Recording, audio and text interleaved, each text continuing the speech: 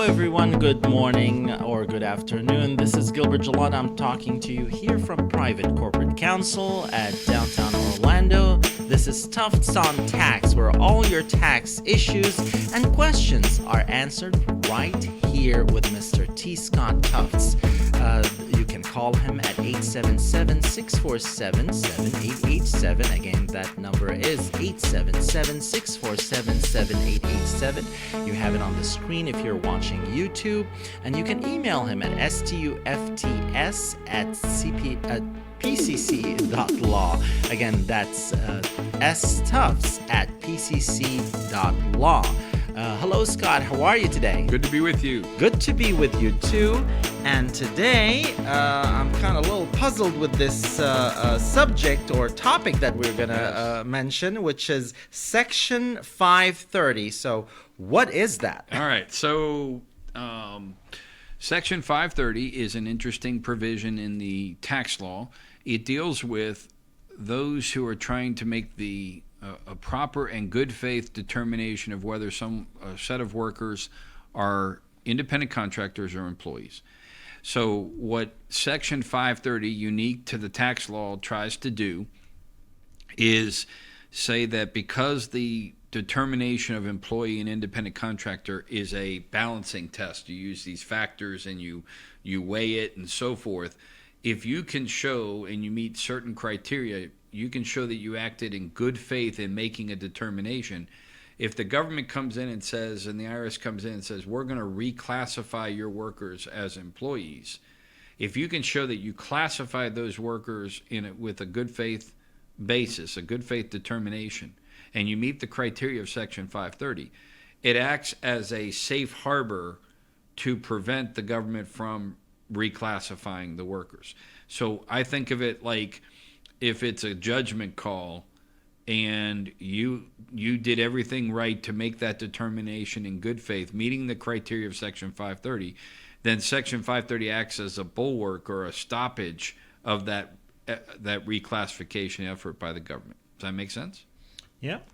So the idea is that if you are facing an audit or questions about the classification of workers, then you're ideally going to want to first look to Section 530 and determine if you've got that in place. But even more so, you're going to want to make sure that you are able to look at this provision on the front end.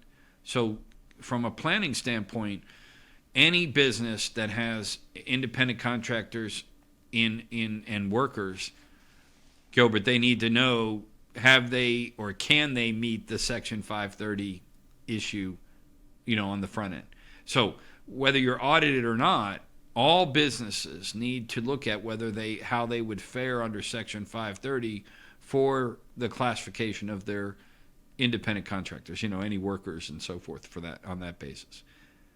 Does that make sense? Yeah, I mean, so it's on the business responsibility? Yes, so it would be the business side, not the worker side. Okay. So the business would say, let's just take any business out there that has a set of workers, right? Does the number vary? I mean, does it matter? Nope, doesn't matter. It's just that the idea is that if you're trying to look at a group of workers, right, you're going to want to break them down by some similarity. So let's kind of talk about what we've got here. Is there's a case out of the tax court May 18th that of this year that helps us understand that these issues come up. In the case, it was a medical practice, Cardiovascular Ctr, LLC, and the site, just for our audience, is the tax court memo 2023-64, and it's in the tax court, and it amplifies and walks through what do you do when, and in this case, it was a doctor that had a LLC medical practice. And in the medical practice, he wholly owned the medical practice.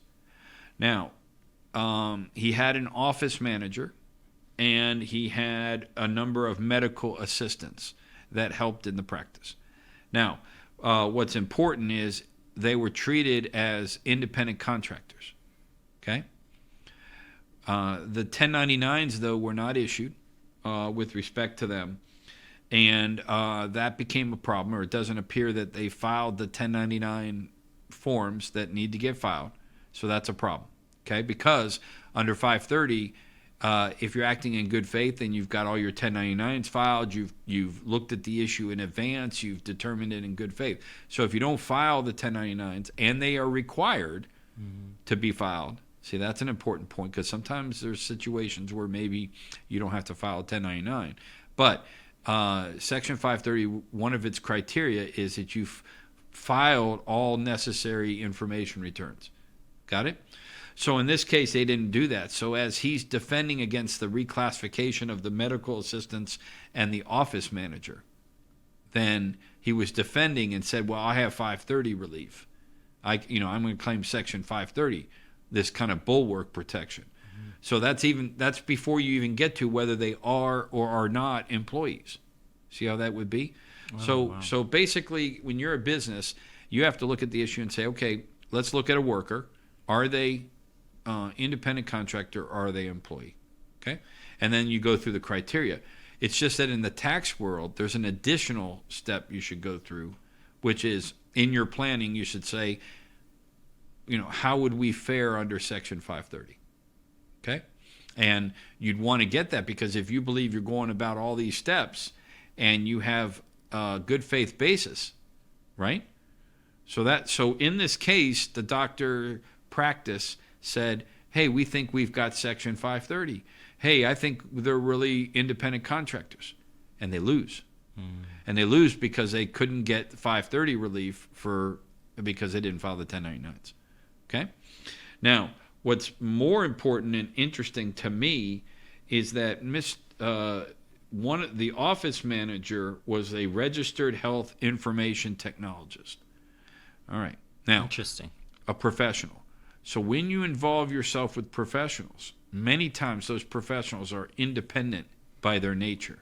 Let's say they kind of do their own thing. They have their own. You don't control what they do. They have a separate kind of aspect to what they do.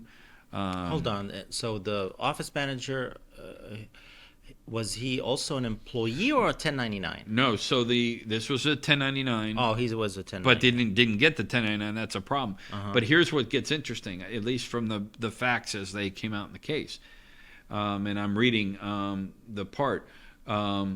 Janine Smith works with the doctor in his medical practice as the office manager and as a registered health information technologist. Is that what you mean by professional? So they have a right. I'm just pointing out that this office manager had a dual capacity in the role that they were in. Wow. And one of the reasons why I'm bringing this up is that then says, according to the facts, again, just reading the case, says Ms. Smith was not paid directly by petitioner, right?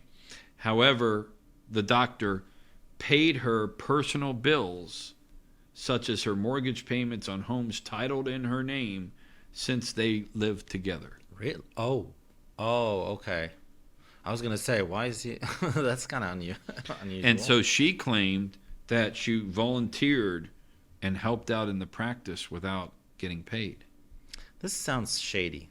Well, I don't want to say shady in the sense that I don't know how this came across. But I do want to point out that, think about this, if you're paying someone's bills for them, and in return, they're doing a work. They're working for you. Yeah, how is that classified? Well, but you see the dilemma, because what happens is the quid pro quo, or is there a quid pro quo? Meaning, what I'm getting at is, if I say I'm volunteering my time, you see many spouses, right? You see a spouse go into the office or work, or a significant other will come in and support their significant other by helping in the business, right? Yeah. And the question will become, at what point does it kind of go into something else? And all I'm saying is, in this case, it talks about the fact that there were no formal agreements in place or whatever, and Ms. Smith testified that she volunteered without remuneration to help out in the practice. But was this on paper? Well, Written on. these weren't there wasn't a written agreement, but what I'm getting at is if Miss Smith is having personal bills paid, which is not so strange in the world of people living together, right? Yeah, but But professionally, if they're also working together and they're not getting paid while they're working, you can see the relationship. And that appears to be what happened here. I'm looking for any details or facts of what that amount was, and I don't see it in the case or the write-up. someone is abusing the system. Well, but here's what it says. It says there is no indication that there were any opportunities to seek profit or loss from the practice for these workers other than working. They were there was apparently payments of interest payments per year to various banks on behalf of loans. The amount of the interest payments alone was varied from $617 to $35,000. And so what I'm, again, maybe it's not a surprise, but if you are in a situation where you're working and you're not getting paid. Yeah, they were working. Yeah, no. Well, I don't know working, but the point is that if you find yourself in a situation, the only point I'm making on this, Gilbert, is if you're not careful in these situations, you have to look at, okay, economics are such that I can pay you directly, or I might be paying you indirectly, correct? Correct. And so if that's not happening because of these arrangements, then they might have a collateral effect on this kind of issue. The business, yeah. So I'm not just, I guess what I'm saying is that you can have an understanding with someone that, hey, I'll do this for this and this and this. But it won't work But if you for don't the government. analyze it carefully, you can Yes. mess up a whole lot more. And it sounds like that's what happened here. It messed up they're not careful. They fell into other problems just because of that. Yeah, they're exchanging favors or whatever, working and living together or whatever. Yeah. But so now this kind of gets us to the idea that many charities and many other places have volunteer workers, correct? Volunteers, right? Give of their time, correct? Yeah. So those arrangements. A lot of charities. Exactly. And people graciously give of their time. True. And in a sense, their labor is contributed, right? Right? You don't charge for my volunteer of time. But you got to look at the relationship carefully to make sure there isn't some indirect benefit being provided. Correct. Yeah. Correct? You have to indicate it just in case if you're audited or. Right. So if I'm helping out a charity and I'm working, and I'm claiming to be a volunteer. So far, so good, right? But at what point, if the charity picks up the tab, right, for what? Gas, mileage, other expenses? At what point is that an indirect payment that needs to factor into whether that's a wage? Well, sometimes you. Or a payment of some kind, remuneration. Yeah. Well, sometimes you volunteer, and then who you're volunteering for, either a church Provides or a perk, organization, right? They want to, reward you somehow. You didn't ask for it, but they want to, is that considered as a gift? Income? Or income? I mean, so they want to it reward looks like you. a gift. So if you want to reward someone, right, and you're, like you say, a church, and you're rewarding someone for their contribution, it doesn't look like a contribution anymore. Yeah. Right? Because there's a relationship between, right?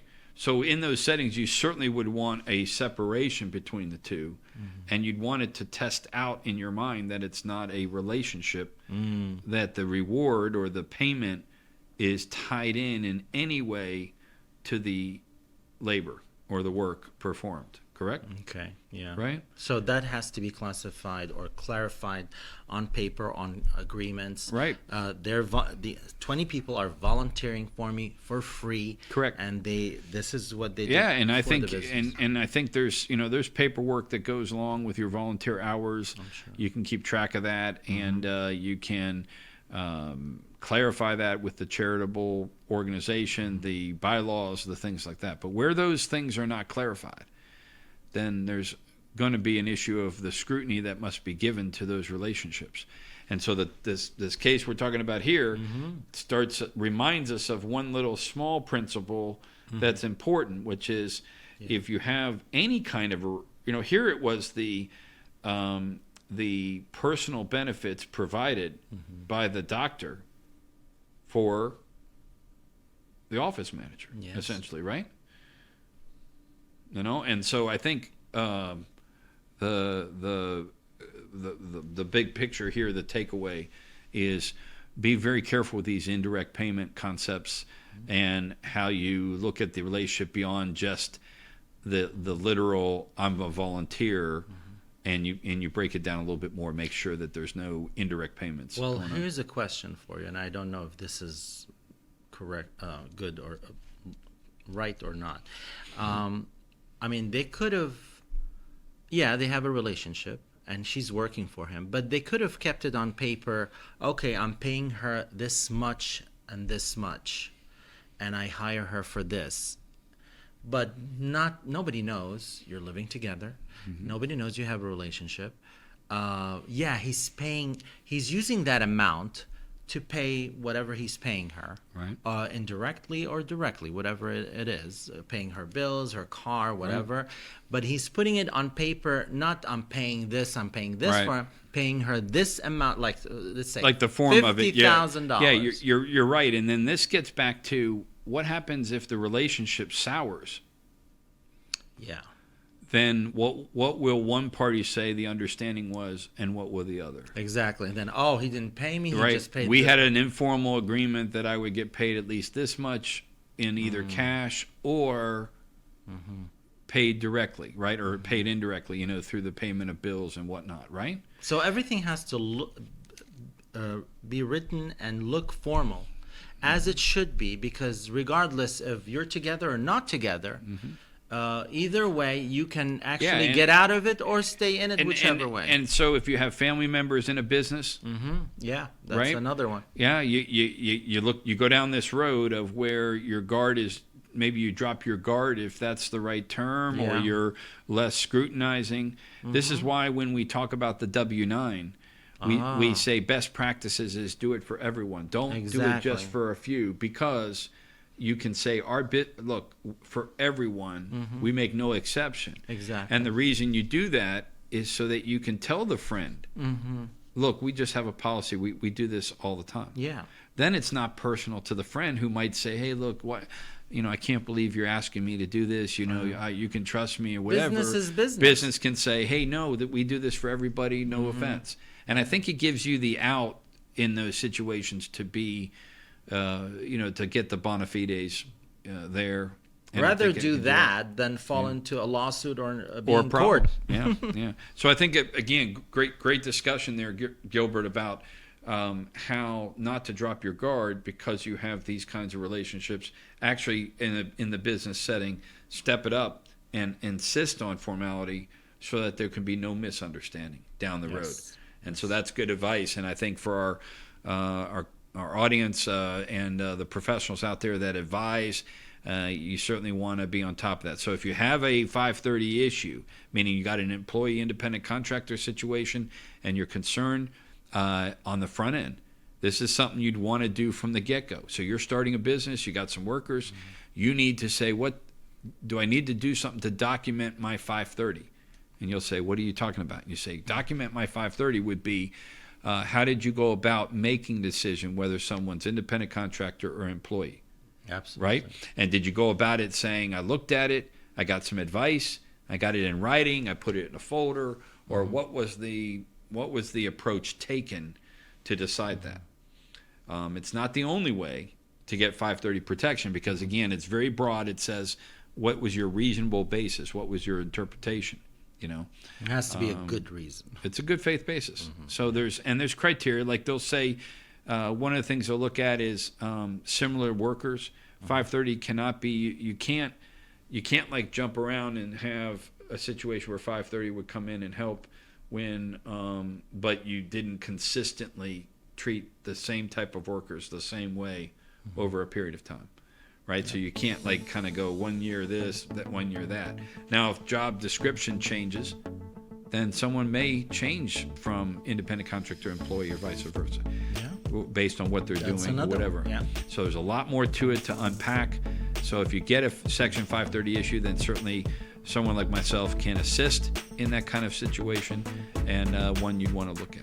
Okay. You heard him, folks. Call Mr. T. Scott Tufts. Step it up and document everything, clarify everything. Call him at 877-647-7887. Again, that number is 877-647-7887. Or email him and ask him all the questions you want and schedule a consultation with him at stufts@pcc.law. That's stufts@pcc.law. You can visit our website at privatecorporatecounsel.com. Thank you and have a wonderful day.